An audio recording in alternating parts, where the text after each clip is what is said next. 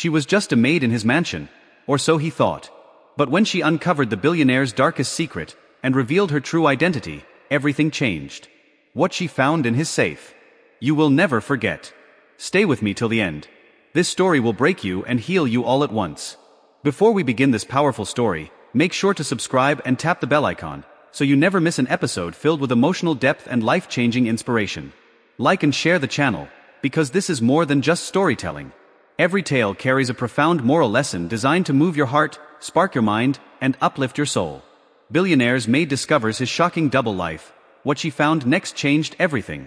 I was once the man everyone envied. Polished shoes. Tailored suits. A penthouse that scraped the sky. But behind the empire was a silence no one could hear. A pain no one dared ask about. I built my billion-dollar company from the ground up. With blistered hands. Nights that bled into days. And a heart hardened by betrayal. Success, they said, was my destiny. But they never knew what I lost to gain it. My name is Daniel Royce. CEO. Tech mogul. And utterly alone. The housekeeper, Marcia, came quietly into my life. She was hired by the agency without my knowledge. I barely noticed her at first. Curly hair always tied back. A quiet smile that seemed to carry 1,000 storms. She was efficient. Respectful. Invisible. Until one morning. She paused at my office door. "Sir, your breakfast is untouched." Again. I looked up. Eyes bloodshot. Whiskey untouched beside my laptop. I snapped. "I pay you to clean, not to counsel." She did not flinch. She just nodded and walked away. But the next morning, breakfast came again. With a note. "Success tastes bitter on an empty soul." I stared at that scrap of paper for hours. Who was she to speak to me like that? I fired her in my mind 100 times. But I could not ignore her. She began leaving small, handwritten quotes. Taped to my mirror. Tucked beside my tea. Wisdom from strangers. That began sounding like the truth I had been avoiding. One evening, I collapsed. Panic attack. Or maybe just exhaustion. My body gave out in the hallway. I woke to the scent of lavender. And her voice humming an old gospel tune. She had stayed. Held my hand. Sat beside me until I opened my eyes. Her eyes met mine. You should not have to carry all of it alone. That night, I let someone see me. For the first time in years. Tears. Regret. Shame. I told her about Claire. My fiancée. Gone in a tragic crash. On the very day I closed my first funding round. I buried myself in work. Not grief. I locked away her photo. And buried the man I used to be. Marcia listened. She did not pity me. She did not praise me. She just sat there. Strong. Still. Unmoving. Like the ground beneath me. But then. 1 week later. She vanished. No goodbye. No warning. Gone. I tried calling the agency. No record of anyone named Marcia ever assigned to your home. What? I checked security footage. Deleted. Erased. As if she had never been there. Until I opened my study drawer. Inside. A file. With my name on it. Inside that. Photographs. Of me. Not in suits. But in slums. Feeding street children. Paying hospital bills. Helping families anonymously. Photos I had forgotten. Moments I never told a soul about. Taped to the last page. A letter. "Daniel, you are not your pain. You are not your empire. You are the man who once gave without being asked. Find him again. He still lives." Signed. Marcia Claire Rodriguez. Claire? My hands trembled. The signature. The handwriting. It was Claire's. But Claire was dead. Wasn't she? Wasn't she? My heart raced. The walls felt like they were closing in. I turned the page. A photo. Of a woman. Brown skin.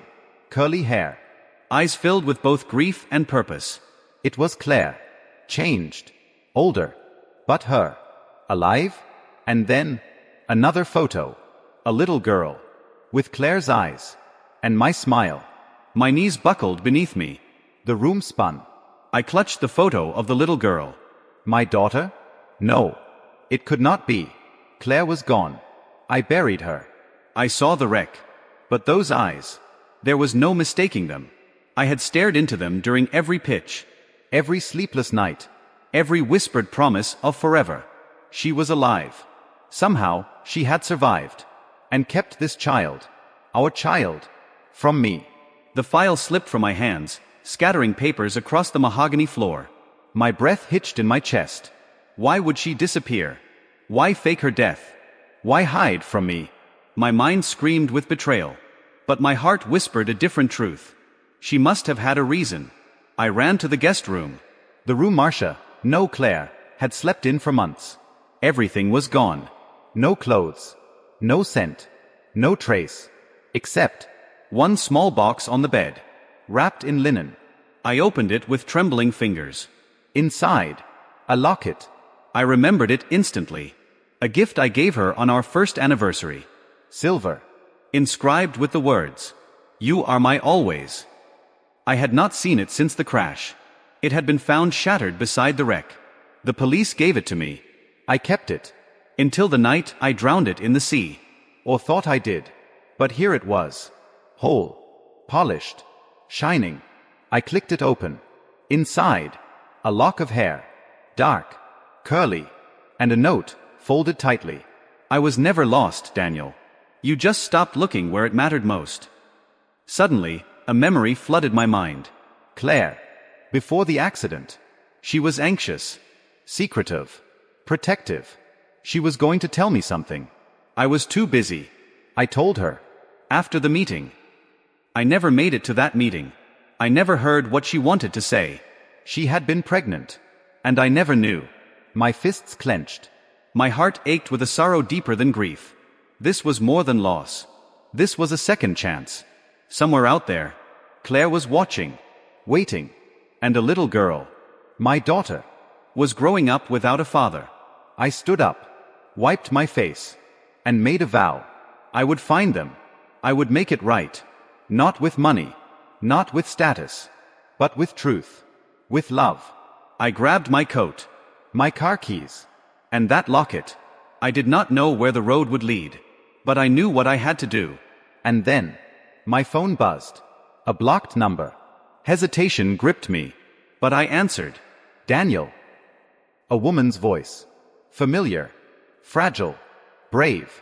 It was her. Claire. My throat closed. I could not speak. I could barely breathe. Her voice. Soft. Like the memory of a lullaby you thought you had forgotten. But it awakens something inside you. Daniel, she said again. More certain this time. I know you have questions. But please, just listen. I sank into the nearest chair. My hands trembled. I pressed the phone tightly to my ear. I had to disappear, she whispered. For both our sakes. I wanted to scream. To demand answers. But something in her tone, a tremble, a pain, told me this was not the time for rage. I found out I was pregnant the day of your product launch. She said, her voice cracking. I tried to tell you, but you were buried in boardrooms and investors. She paused. I was not angry. I was proud of you. But I was scared. Scared that the man I loved was being swallowed whole by ambition. I gripped the locket. Tighter. The accident, I finally spoke. You died, Claire. They told me you were dead. I know. Her voice fell to a whisper. I made them believe it. It was the only way I could escape. I froze.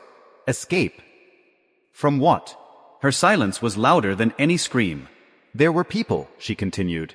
Investors, partners, men you trusted. They threatened me. They said if I told you about the baby, they would ruin you. They would expose things you never did. My blood turned cold. Why would they? Because you were becoming powerful, she said firmly. Too powerful. And they needed leverage. I closed my eyes. Suddenly, the missing files, the blackmail attempts, the boardroom betrayals, they all made sense. I went underground, she said, changed my name, raised our daughter quietly. But when I saw what they were doing to you, how hollow you had become, I could not stay away. My voice cracked. Why did you not tell me then, when you came back as Marcia? Because I needed to see if you were still the man I loved, the man worth returning to. Not just the billionaire in the glass tower. A tear rolled down my cheek. I had failed. Not just her, but myself. I am still him, I whispered. Claire. I never stopped loving you. Not for a second. She was silent, but I heard her breath catch. Then, she said, Your daughter wants to meet you. I stood up, heart racing. When? Where? A pause. Then, look outside. I rushed to the window. A black car parked near the gate. The door opened, and out stepped a little girl. 7, maybe 8. She looked up at my building, then at the sky, and smiled. She had my mother's dimple, Claire's eyes, and something else. Hope. I turned to run for the elevator, but the line was still open. Claire's voice spoke again. Daniel, before you come down. There is one more thing I must tell you. I froze. Her voice lowered.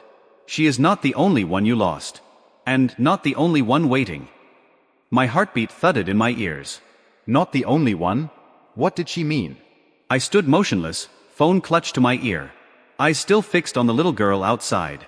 She was spinning in slow circles beneath the falling leaves, as if the world had never hurt her. Claire, I said, my voice unsteady. What are you trying to tell me? She exhaled slowly. I wanted to tell you years ago, but I did not know how. I was afraid the truth would break you, or make you hate me. I took a deep breath. I have already lived through the worst pain imaginable. Just tell me. There was a pause. Then, you remember the shelter where I used to volunteer? I nodded instinctively. Of course I remembered. The rundown building with peeling paint and broken windows, but filled with children who smiled like they had everything. Claire had always said they were her second family. I never stopped visiting after I left, she said. Especially not after the accident. Her words slowed. Almost like she was trying to give me time to prepare. 2 years after I went into hiding, I received a call from the shelter. There was a baby girl abandoned at their doorstep, wrapped in a blanket, with no name, no papers, only a note. I could barely whisper. A note. Yes, Claire said. It said, she belongs with Claire. And with the man who once gave everything to strangers, but lost everything that mattered. My legs went weak. I sat down slowly. You adopted her? No, she said softly. I did something harder. I kept her alive. Loved her. But I never gave her my name. Because I always believed one day she would carry yours. Tears streamed down my face. How old is she? I asked, barely able to speak. 4, Claire replied. She knows nothing about her past. Only that you are her father. My chest caved in. I pressed my hand over my heart, as if trying to contain the flood inside me. 2 daughters. Not 1. And I had missed so much. I stood up, the weight of fatherhood and failure crushing my shoulders. But something inside me had awakened. Not shame. Not guilt. Resolve. Where is she? I asked. Is she with you? Another voice suddenly echoed from the phone. A tiny one. Hello? Mommy said I can say hi. I choked on my own breath. Hi, I said, forcing a smile through the tears. What is your name, sweetheart? A short silence. Then, I do not know yet. But Mommy said, maybe you can help me choose.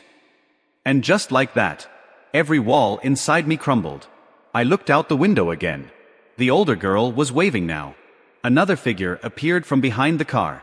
Claire. Her eyes met mine from a distance. Still strong. Still soft. Still home. I turned to grab my coat. Ran toward the elevator.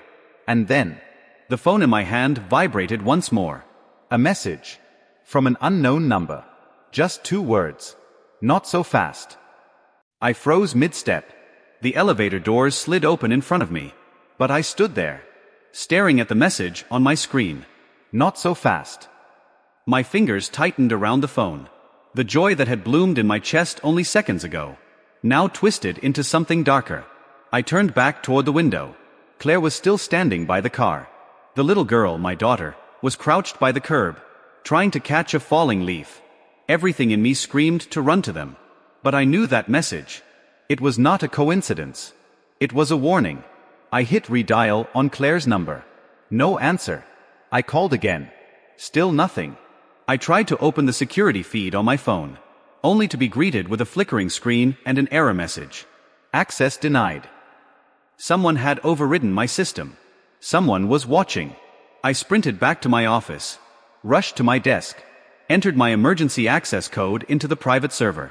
The screen blinked, then opened a hidden log. And there it was. A trace route. The surveillance breach had started. Not today, but 3 weeks ago. Same day Marcia disappeared.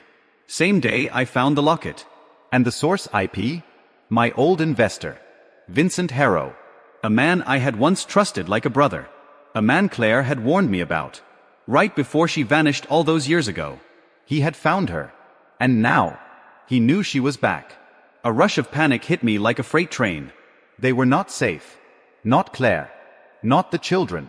I grabbed the emergency GPS remote from my drawer. A small black device that tracked every car in my name. I tapped into the signal for the Blacktown car waiting outside. Offline. No location. No signal. Whoever sent that message. They were already a step ahead. Then my phone buzzed again. A video. No sender. I tapped it. The screen lit up, showing the street right outside my building. Claire. Still waiting. Smiling gently. Completely unaware.